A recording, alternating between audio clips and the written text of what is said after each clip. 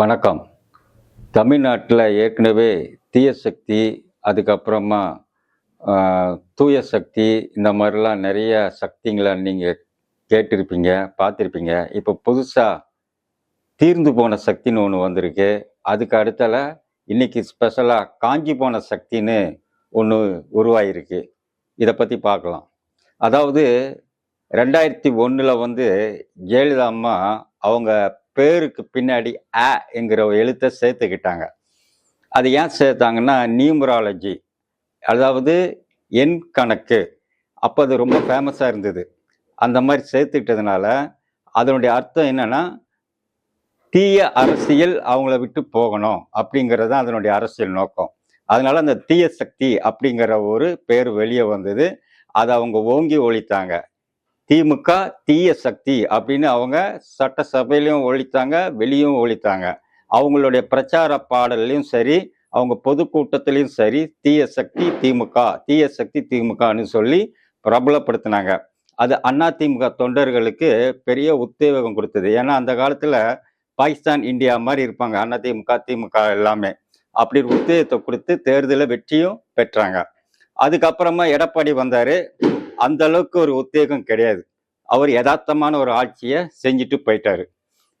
இப்போ நம்ம 2026 விஜய் அவர்கள் முத கட்சி ஆரம்பிச்சு வரும்போது அவர் திமுகக்கு எதிராகத்தான் அவருடைய களத்துல முத திமுக எதிராகத்தான் குற்றச்சாட்டுகளை எடுத்து வச்சாரு. அவரும் எப்படின்னா சோசியத்துல ரொம்ப நம்பிக்கை உள்ளவர். அந்த ஜெயலலிதா மேடம் எப்படி தீய சக்தி அப்படின்னு ஒரு வார்த்தையை வச்சு அந்த அதிமுக தொண்டர்களை திமுக எதிராக தீயா எழுந்து நிக்க வச்சாங்களோ, அதே மாதிரி இவரும் அந்த தீய சக்தி என்ற வார்த்தையை கனமா பிடிச்சாரு. இந்த பக்கம் அதிமுக இருக்கு, எடப்பாடி ஒரு யதார்த்தமான ஒரு அரசியல் நடத்திட்டு வர்றாரு. ஆனா இவர் கட்சி ஆரம்பிச்சுன்னு திமுக தீய சக்தி, திமுக தீய சக்தின்னு சொல்லி அதை பிரபலப்படுத்துறாரு. அது என்னன்னா, சோர்ந்திருந்த அதிமுக தொண்டர் கூட விஜய் பக்கம் எட்டி பார்க்க வச்சது.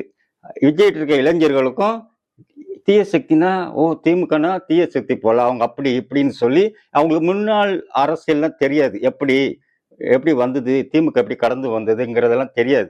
அதனால அவங்களும் அதை வச்சு ஒரு உத்தேசமான அரசியலை நடத்திட்டு வந்தாங்க.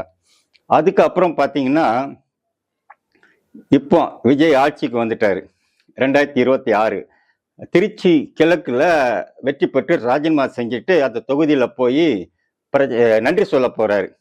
அப்போ சொல்றாரு, அதிமுகவை தீர்ந்து போன சக்தி, அதிமுக தீர்ந்து போன சக்தின்னு ஒரு வார்த்தை அங்க விடுறாரு.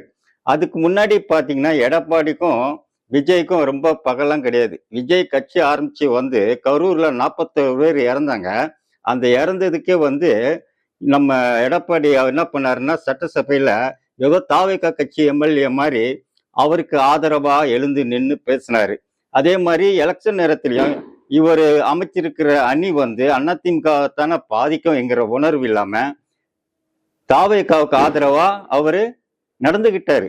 அப்படிப்பட்ட எடப்பாடிய தீர்ந்து போன சக்தி அப்படின்னு சொல்லி ஒரு வார்த்தையில முடிச்சிட்டாரு. அது வரைக்கும் பொறுமையா இருந்த எடப்பாடி பொங்கி எழுந்தாரு. யார் தீர்ந்து போன சக்தி? அதிமுக மக்கள் குறைகளை தீர்க்கிற சக்தி, இது இமாலய சக்தின்னு சொல்லி பொங்கி எழுந்து விஜய் அவர் சின்ன பையன், அவருக்கு ஒன்றும் தெரியாது, தமிழ்நாட்டில் எத்தனை கட்சி இருக்கு, எவ்வளவு தலைவர் இருக்காங்க, அந்த கட்சிக்கு என்ன வரலாறுன்னு கூட தெரியாதுங்கிட்டு ஒரு பெரிய அறிக்கையை கொடுத்து அந்த கண்டனத்தை தெரிவிச்சாரு. இப்போ இன்னைக்கு அறிவாலயத்துல முன்னாள் முதல்வர் மு.க.ஸ்டாலின் அவர்கள் கலந்து கொண்ட அவங்களுடைய பெண்கள் அணி சார்பாக ஒரு விழா நடந்தது. அதுல நம்ம மு.க.ஸ்டாலின் அவர்கள் கலந்துகிட்டாரு. அவரு இதுவரைக்கும் முதலமைச்சர் ஆனதுக்கு அப்புறமா எந்த கட்சியும் கடுமையா அவரு அறிக்கை விட்டது கிடையாது, பேசினது கிடையாது. ரொம்ப சாஃப்ட் ஹேண்டில் தான் பண்ணிட்டு வந்தாரு. ஆனா இன்னைக்கு பாத்தீங்கன்னா தாவேகாவை வறுத்து எடுத்திருக்கிறாரு. அதாவது இவங்க தூய சக்தின்னு சொல்றாங்க. ஆனா தீர்ந்து போன அதிமுக, அதாவது தீர்ந்து போன கட்சின்னு சொல்ற அதிமுக எம்எல்ஏ கிட்ட போய் இவங்களை பலப்படுத்திக்க, இவங்க ஆட்சி தொடர அங்கிருக்க எம்எல்ஏ பிடிச்சி இவங்க இழுத்துட்டு வராங்க. அப்ப இதை பார்த்தா இவங்க ஒரு காஞ்சி போன சக்தி, காஞ்ச சக்தி, அதாவது காஞ்ச சக்தி அப்படின்னு சொல்லி இன்னைக்கு ஒரு வார்த்தையை விட்டுருக்காரு. இந்த கடுமையான இந்த வார்த்தை சோசியல் மீடியாவில் பரபரப்பா பேசப்படுது.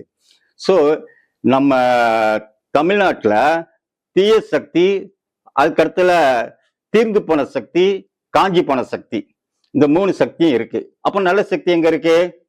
மக்களாகிய நம்ம தான் தேடணும். எந்த கட்சி வந்தாலும் அது தூய சக்தியா இருக்காது. காரணம், எங்கேயாவது ஒரு மூலையில எதையாவது ஊழல் நடந்துகிட்டு தான் இருக்கும். அப்போ நல்ல சக்தி, தூய சக்திங்கிறது மக்களுடைய வளர்ச்சியிலையும் மக்களுடைய வேலை வாய்ப்பிலையும் சமமா நல்லா செயல்படுதோ அதுதான் தூய சக்தி. அது மக்களாகிய நாம தான் கண்டுபிடிக்கணும்.